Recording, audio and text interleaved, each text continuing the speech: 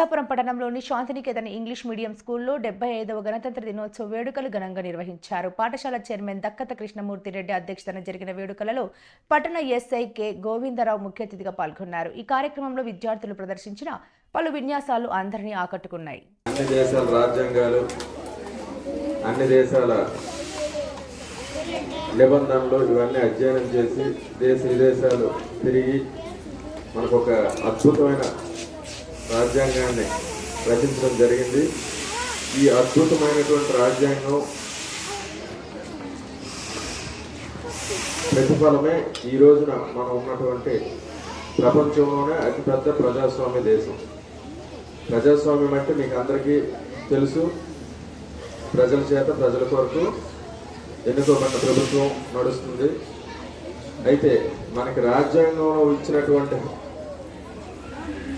భద్రత ఏంటంటే ప్రతి ఒక్కరు కూడా డబ్బుతో కానీ లేదంటే మతంతో కానీ ఇంకో వేరే ఏ దీంతో కానీ సంబంధం లేకుండా ప్రజలందరికీ సమానత్వం.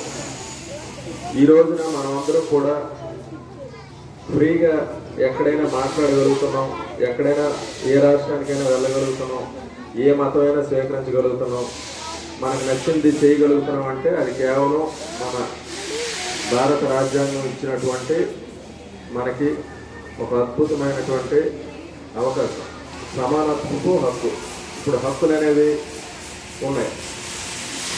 అలాగే నేను మీకు అందరికీ కూడా కోరుకుంటుంది ఒకటే, చిన్నప్పటి నుంచి అందరూ కూడా ఇక మీద చదువుతున్న కొద్దీ రాజ్యాంగం గురించి కొంచెం చెప్తూ ఉంటారు. రాజ్యాంగం కోసం అవగాహన పెంచుకోవాలి అందరూ కూడా. ఇప్పుడు మీరు స్కూల్కి వస్తుంటారు, స్కూల్లో ఒకసారి వినండి, రాజ్యాంగం అంటే ఏం లేదు పిల్లలందరూ. ఇప్పుడు మీకు స్కూల్ టైం టేబుల్ ఎలాగైతే ఉంటుందో, ఇప్పుడు మీ ప్రిన్సిపల్ గారు కానీ మేడమ్స్ కానీ చెప్తారు కదా, ఈ